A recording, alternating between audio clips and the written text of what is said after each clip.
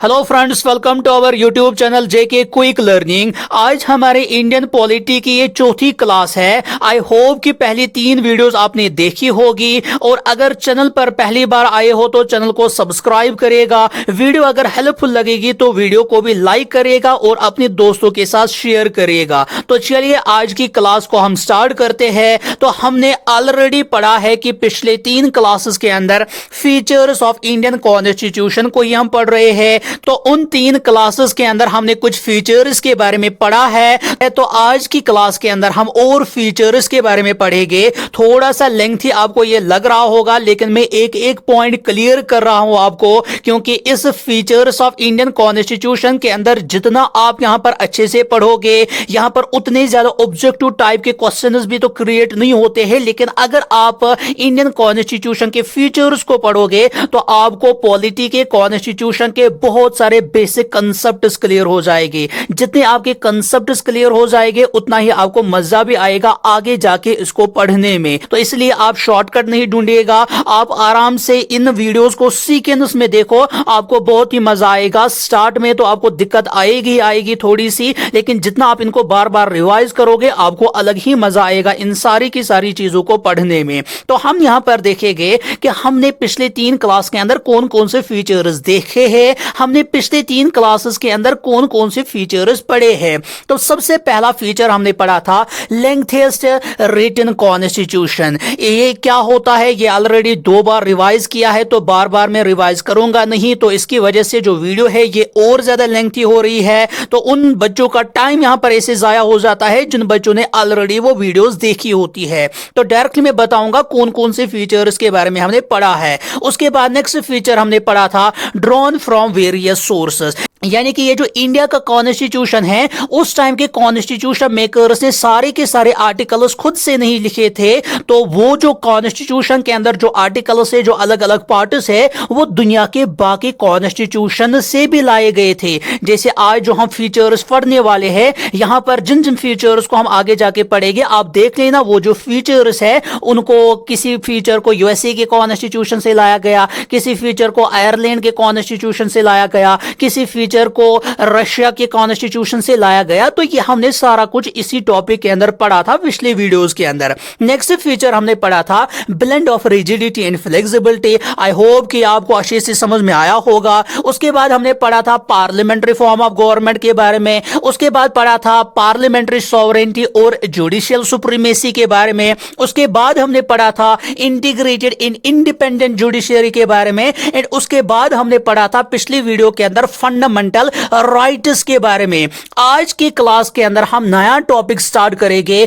जिसका नाम है directive principles of state policy. यहां पर इस टॉपिक को हमें खाली एज ए फीचर यहां पर पढ़ना है, लेकिन आगे जाके इसी टॉपिक को हमें अलग से पढ़ना है। वहां पर हम एक एक आर्टिकल की बात करेंगे कि directive principles of state policy के अंदर कौन सा आर्टिकल है, किसका क्या मतलब होता है। वही आपके एग्जाम में अक्सर पूछा जाता है। लेकिन जब आपको क्लियर कंसेप्ट होगा कि directive principles of state policy का मतलब क्या है, तब जाके आपको मजा आ जाएगा आर्टिकल्स को भी पढ़ने में। डायरेक्टली हम आर्टिकल्स नहीं पढ़ेंगे, और यहां पर इस क्लास के अंदर आपको इस टॉपिक को as a feature of Indian constitution पढ़ना है। हमें एक एक आर्टिकल को अलग से नहीं पढ़ना है। यह आपके सिलेबस के अंदर भी अलग से टॉपिक रखा गया है, और आगे जाके हमें इसको फंडामेंटल राइट्स को खत्म करने के बाद जो हमारा नेक्स्ट टॉपिक अलग से पढ़ना है वो है यही directive principles of state policy. तो थोड़े से पेशेंस आप रखिएगा, वहां पर भी हम पहुंचेंगे,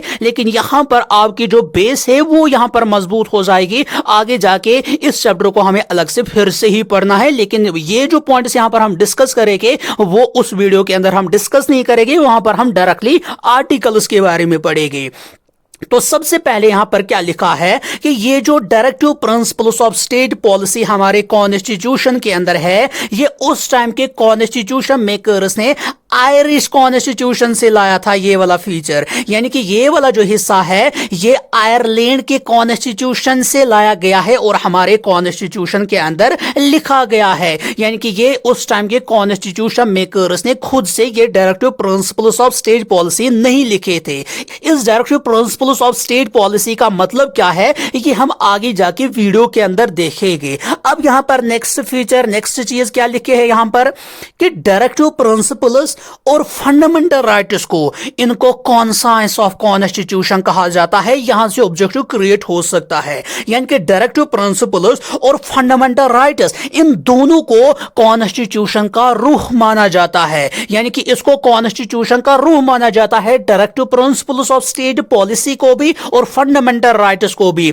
ऑब्जेक्टिव क्रिएट हो सकता है। बताइए कि यहां पर कॉन्स्टिट्यूशन के कुछ फीचर्स दिए जाएंगे आपको और बताया जाएगा, बताओ कि इनमें से कॉन्साइंस ऑफ कॉन्स्टिट्यूशन किसको कहा जाता है। वहां पर आपको अगर directive principles of state policy भी है, फंडामेंटल राइट्स भी है, तो तीसरे ऑप्शन तो वो देकर ही रखेगा कि बोथ ए एंड बी या बोथ बी एंड सी, ये वाली ऑप्शन तो रहेगी वहां पर। दैट मींस यहां पर आप याद रखोगे directive principles of state policy and fundamental rights को रूह ऑफ द कॉन्स्टिट्यूशन यानी कि कॉन्साइंस ऑफ द कॉन्स्टिट्यूशन कहा जाता है। तो इन directive principles of state policy को कहां पे रखा गया है? इंडिया के कॉन्स्टिट्यूशन के पार्ट 4 के अंदर। जैसे हमने पिछली क्लास के अंदर पढ़ा था फंडामेंटल राइट्स को पार्ट 3 के अंदर रखा गया है, वैसे ही directive principles of state policy को पार्ट 4 के अंदर रखा गया है इंडिया के कॉन्स्टिट्यूशन के अंदर। उसके बाद directive principles of state policy को 3 कैटेगरीज में तकसीम किया गया है। कौन कौन सी कैटेगरी है? Socialistic, Gandhian, liberal, intellectual. यानी कि जो directive principles of state policy के अंदर जो आर्टिकल्स है वो या तो गांधीयन है, या तो सोशलिस्टिक है, या तो लिबरल इंटेलेक्चुअल है। इसमें से भी क्वेश्चंस पूछे जाते हैं कि कौन सा आर्टिकल गांधीयन है, कौन सा आर्टिकल सोशलिस्टिक है। ये वहीं पर हमें पढ़ना है जहां पर हम directive principles of state policy को अलग से पढ़ेंगे। यहां पर आप खाली ओवरव्यू याद रखोगे। Directive principles of state policy को 3 कैटेगरीज में तकसीम किया गया है। कौन कौन सी कैटेगरी है? Socialistic, Gandhian, liberal, intellectual. ये तीनों कैटेगरीज आप याद रखोगे। ये है directive principles of state policy की 3 कैटेगरीज। उसके बाद नीचे आगे हमें यहां पर नेक्स्ट पॉइंट है कि ये जो directive principles of state policy है ये किसको प्रमोट करते हैं? सोशल एंड इकोनॉमिक डेमोक्रेसी को ये प्रमोट करते हैं। यही यहां पर इंपॉर्टेंट है। ये आपके कंसेप्ट यहां पर क्लियर हो जाएगा कि directive principles of state policy क्यों रखे गए हमारे कॉन्स्टिट्यूशन के अंदर। तो यहां पर मैंने क्या बताया, ये किस चीज को प्रमोट करते हैं? एक तो ये सोशल डेमोक्रेसी को प्रमोट करते हैं, साथ ही साथ ये इकोनॉमिक डेमोक्रेसी को प्रमोट करते हैं।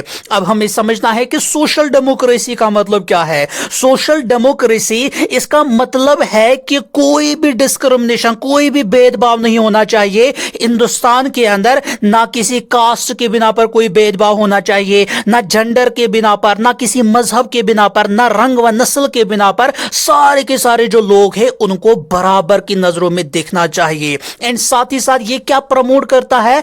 Economic democracy. इसका मतलब क्या है कि इकोनॉमिक इक्वलिटी होनी चाहिए हमारी कंट्री के अंदर। यही 2 चीजें ये directive principles of state policy promote करती है। आई होप कि आपको समझ में आया होगा directive principles of state policy किस चीज को प्रमोट करती है। एक सोशल डेमोक्रेसी को, यह भी ऑब्जेक्टिव में पूछा जा सकता है। बताइए directive principles of state policy किस चीज को प्रमोट करने का काम करती है? सोशल डेमोक्रेसी को प्रमोट करती है, साथ ही साथ इकोनॉमिक डेमोक्रेसी को प्रमोट करती है। सोशल डेमोक्रेसी समझ में आया होगा। सोशल डेमोक्रेसी इसका मतलब क्या है कि कोई भी डिस्क्रिमिनेशन नहीं होना चाहिए कास्ट के बिना पर, जेंडर के बिना पर, रिलीजन के बिना पर, कलर के बिना पर। सारे के सारे पीपल जो है वो बराबर होने चाहिए, उनको बराबर का हक मिलना चाहिए। एंड इकोनॉमिक डेमोक्रेसी का मतलब क्या है कि इकोनॉमिक इक्वालिटी होनी चाहिए।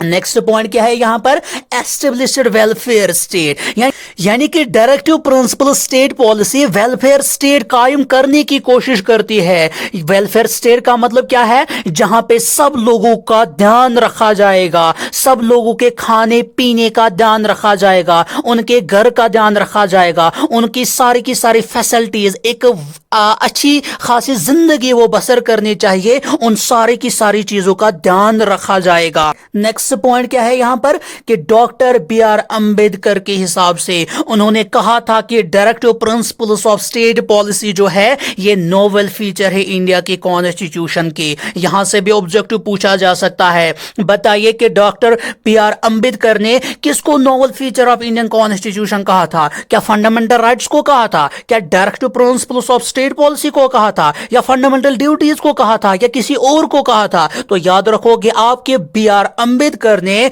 यहां पर directive principles of state policy को novel feature of Indian constitution कहा था।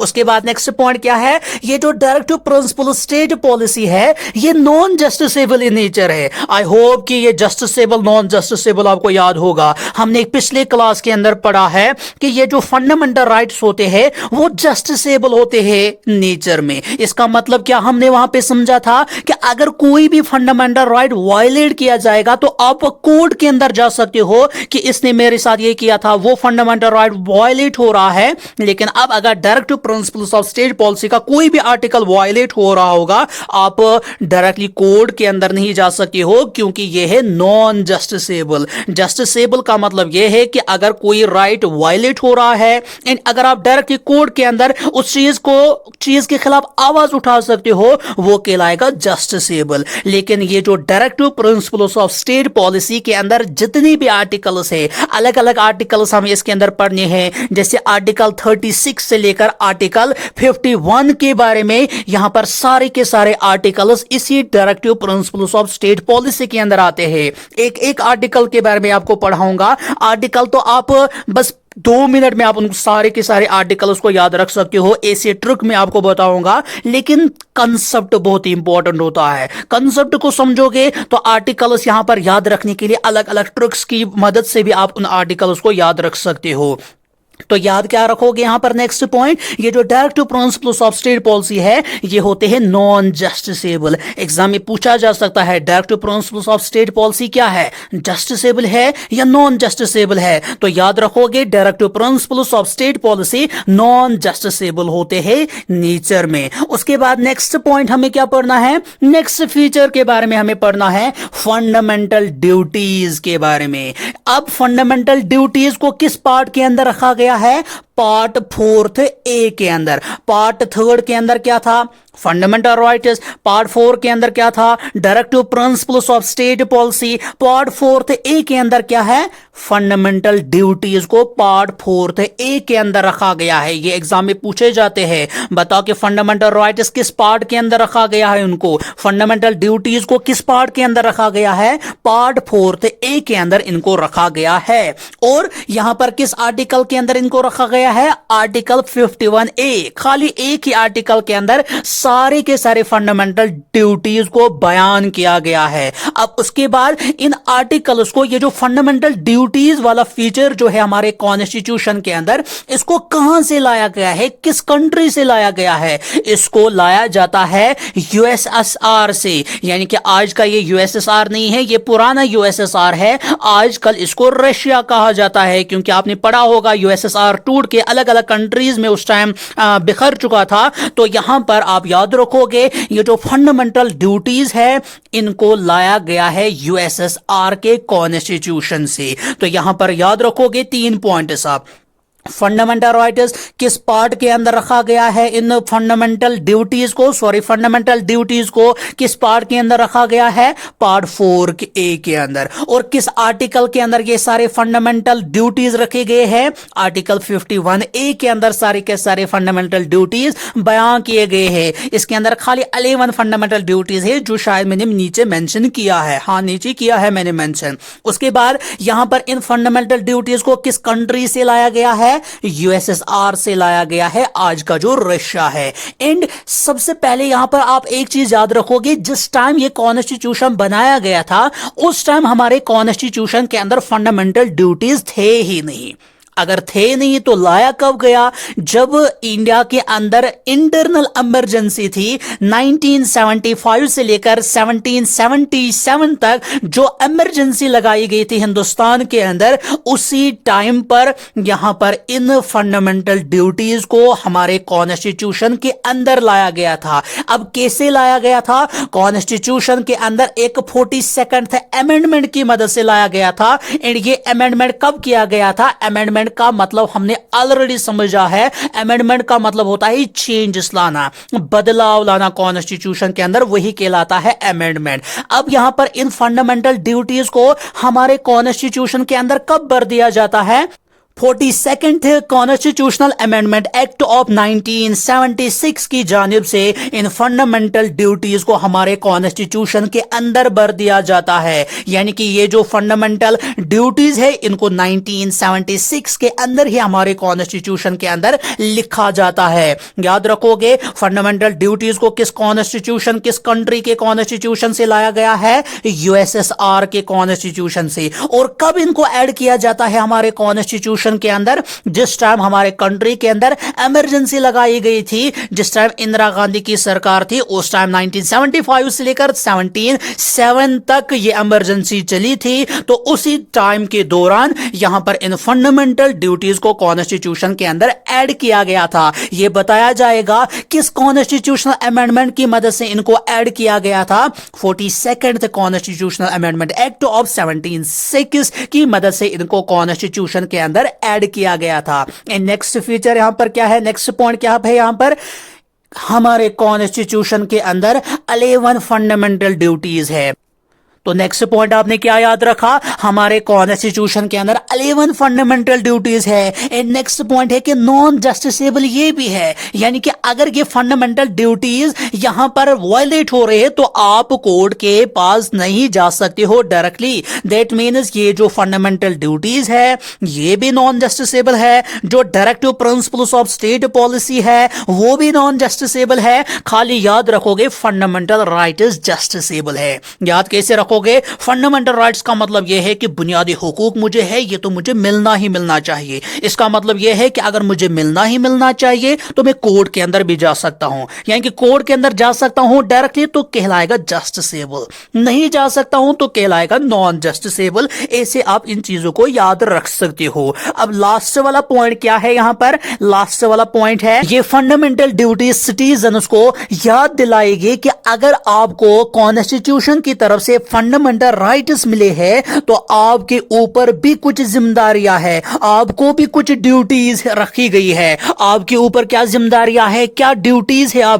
आपको ड्यूटी है कि आपको अपने कॉन्स्टिट्यूशन की रेस्पेक्ट करनी है, आपको अपने नेशनल फ्लैग का रेस्पेक्ट करना है, आपको नेशनल एंथम का रेस्पेक्ट करना है, आपको भाईचारा बढ़ाना है, आपको हेरिटेज साइट्स को प्रिजर्व करना होगा।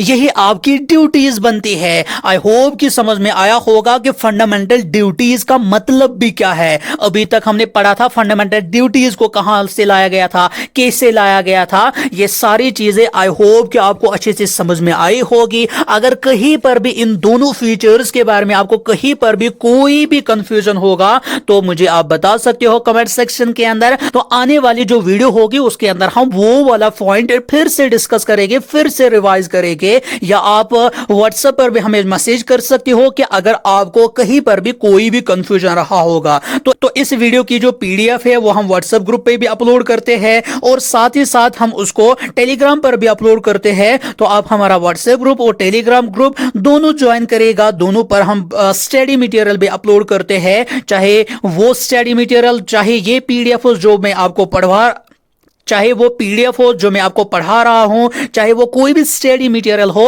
हर एक की पीडीएफ आपके व्हाट्सएप ग्रुप और टेलीग्राम चैनल पर अपलोड होती है। वक्तन फौक्तन वो अपलोड होती है। आई होप कि आपको ये वीडियो अच्छी लगी होगी। अगर वीडियो अच्छी लगी है तो अपने दोस्तों के साथ शेयर करेगा और वीडियो को लाइक करेगा और कमेंट्स में बताइएगा कि आपको हमारी ये वीडियो कैसी लगी है।